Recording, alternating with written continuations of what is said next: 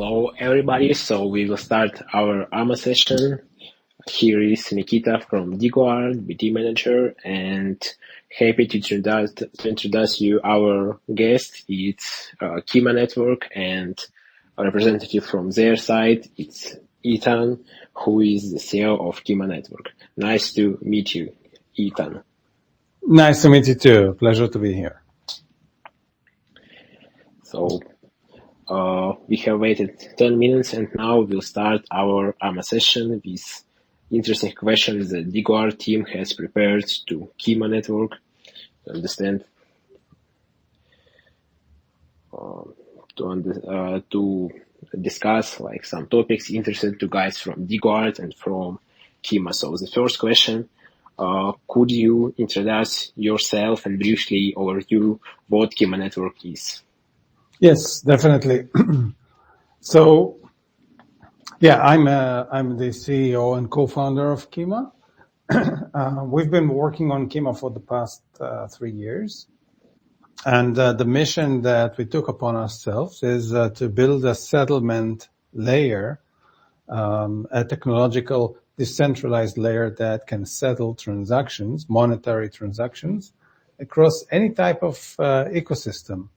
So we enable peer-to-peer transfers and payments between owners of money in any type and any kind. So we're not just doing cross-chain transactions. We enable transfer of money from blockchains to bank accounts and vice versa. Any type of money that you can think of, any type of asset can be settled on the Kima blockchain in a seamless manner. Thanks for sharing. And the next question from us is, can you explain what makes Kima special?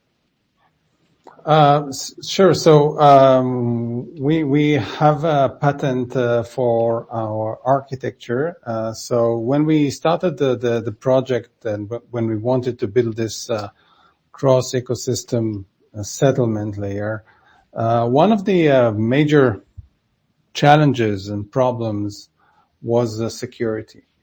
So if you look at existing bridges and interoperability protocols, we almost on a weekly basis, we can hear of another hack that takes place where hackers manage to take ownership of keys and compromise the private keys or compromising the smart contracts code.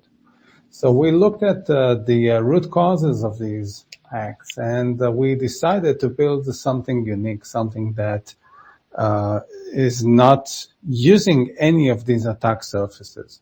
So Kima is the only interoperability solution that doesn't use smart contracts at all. We're not using them. We're not using private keys being stored somewhere. We're not using any type of relayers or any type of trust assumption that we see in other protocols. So we have a unique architecture, and that's one thing that makes us special. If we don't have enough time to go deep into that, you're welcome to read a white paper or a technical paper that describe that in more details. The other thing that makes us special is related to the first. So by not using any specific technology like smart contracts or a specific chain, we can become agnostic. So Kima is the only blockchain that enables transfer also of fiat currencies. So we can on-ramp and off-ramp without the need for intermediaries, without the need for exchanges. So if you're a decentralized application that wants to enable payments, your customers now can pay and buy an NFT in a game with credit cards, basically. So that is all enabled by Kima through this decentralized settlement layer. Thanks for sharing. It was great to hear really interesting. And the next question that may be the most interested in our speech. So, the Kima TGA is coming closer. Could you please share a little bit more info about it? So the TGE is, we're getting really close to it. We're going to do it, announce it soon.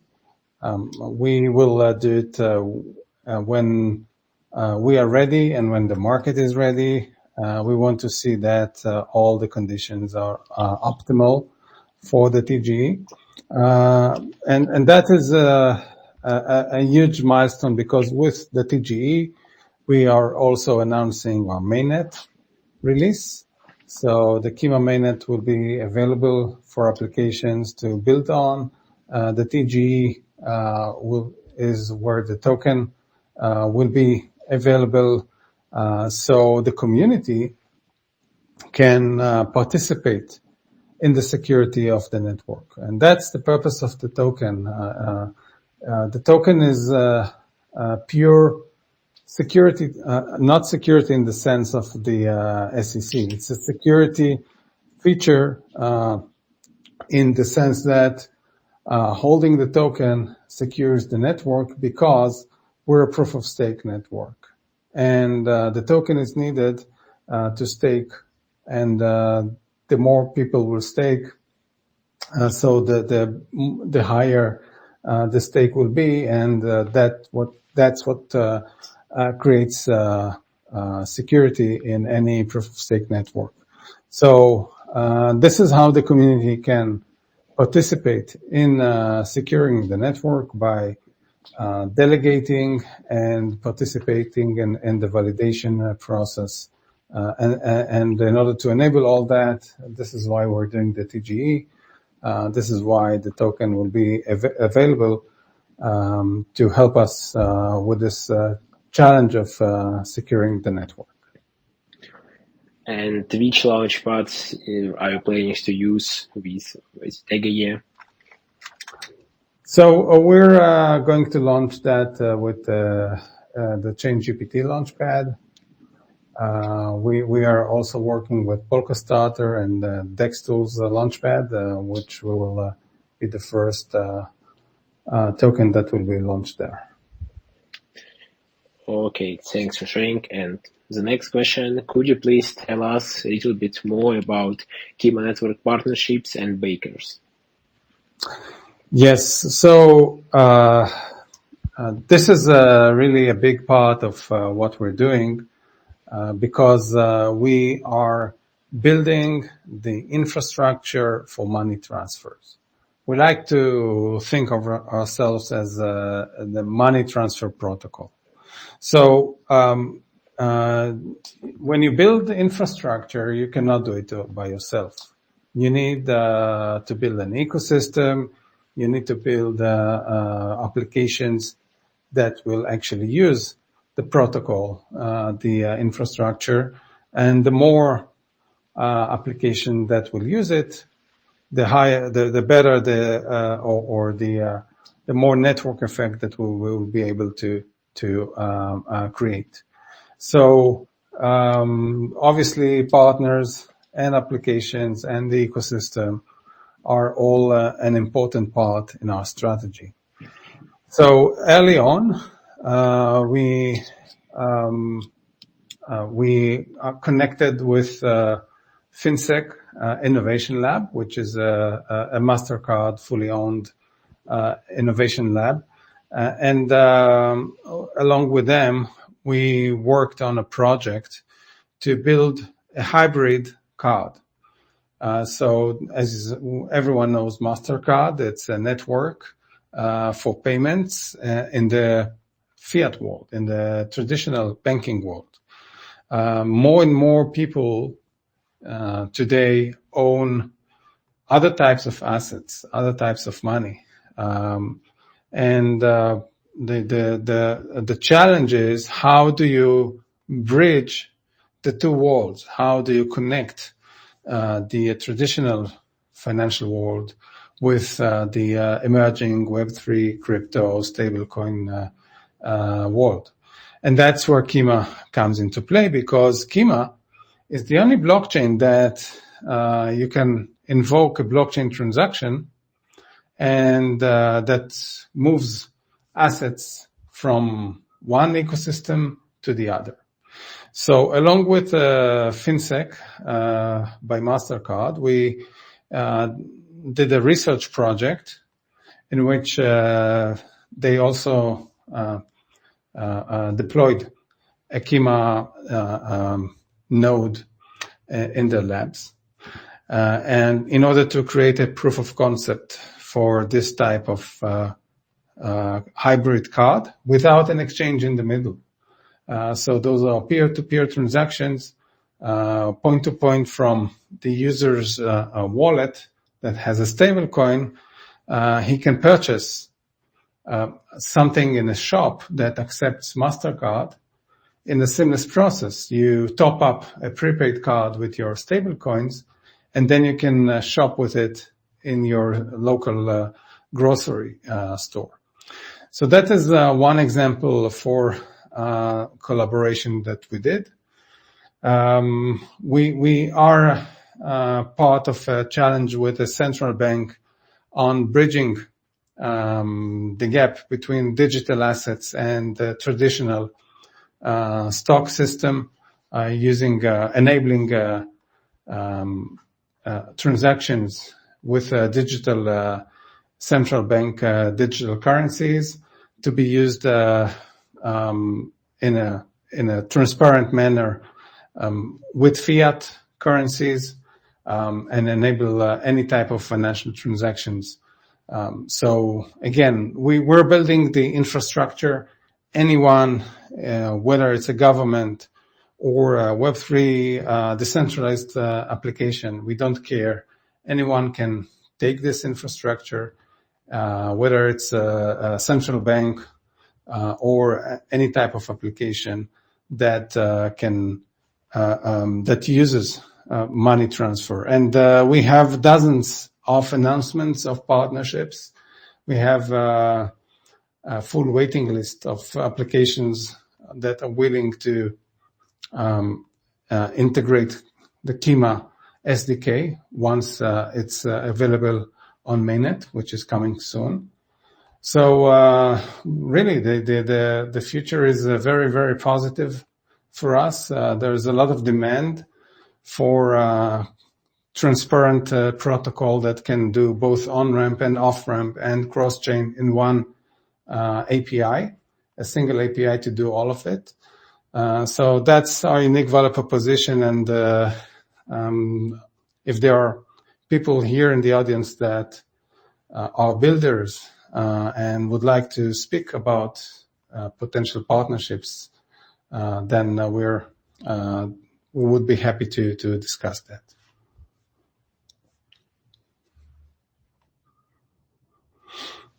Thanks again for sharing. You know that it's very interesting, and not every day we see that projects that can combine like Chain GPT and MasterCard. So it's very interesting, like as a product and as a collaboration.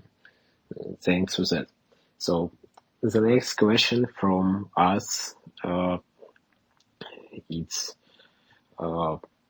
Magic Orb time. What challenges do you foresee for blockchain adoption in the coming years, and how are you preparing to address them? Oh, so yeah, we those who are in the space know that we will see many more challenges. I've been in the space since 2013, so I've seen there are ups and downs, and bear market and bull markets, and it's like a roller coaster. So part of the challenges that I think we will see. So we see a lot of work being done around regulation. The Wild West that we had 5 or 10 years ago, this is gone, and we will see more and more regulation, in part because the big banks are getting into the space. We have BlackRock, and we have JP Morgan, and we have Fidelity and Franklin Templeton and Societe Generale and so many other banks and institutions that are all regulated. So we'll see more regulation. That means that we will need to, all of us in this ecosystem, we will need to embrace these regulations. The good thing is that it brings a lot of volume, a lot of money into this space, but we will have to play by new rules. So Kima has a built-in mechanism for KYT, Know Your Transaction, that automatically checks addresses to make sure that they're compliant. And we think that this is something that will be needed by anyone. We're already ready with that for our customers. So regulation is something that everyone will have to adopt. The other thing is security. So the fact that projects get hacked, this is something that is unbearable. We should change things, and anything related to security, privacy is needed in this space. And last thing is we have a lot to do around user experience. And all these three things, Kima has a big contribution, because by removing the complexities and making it simple to move money, a lot of the complexity is going away. We enable compliance to those who need and want it, and we also secure those transfers. So I think that we're well equipped for these challenges.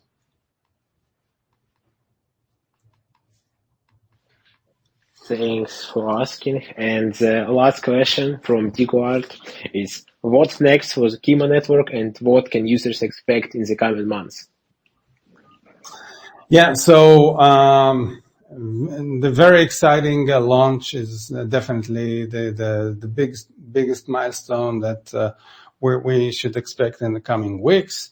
The availability of the mainnet, the readiness to start using Kima in mainnet, it's a huge milestone. And in the coming months, we will release the additional features like support for fiat currencies. We will start in Europe, supporting euros, and we will expand as we move forward to additional jurisdictions. We're preparing some innovative types of transactions that will be enabled. For instance, we're building what we call a DVP, delivery versus payment, which is a financial transaction that enables two people to exchange an asset and payment peer-to-peer without an intermediary. So if I want to sell someone an NFT, I don't need an escrow. I don't need a third party to accept the NFT and then accept the payment and then send them. This will be done peer-to-peer. And then one atomic swap, which is a very important innovation for commerce and for financial transactions. I invite you to be part of this journey. Join us to our social media, to our communities, and be part of this amazing journey that awaits us. Thanks for innovation. It was great to hear. So from our side, that's all. Thanks so much, Eitan, for answering DeGuard questions. I believe that DeGuard and Kima network will have really be strong partners and make much more interesting things together. Thanks everybody for sharing this AMA session, and have a nice day further. Bye. Thank you. Goodbye.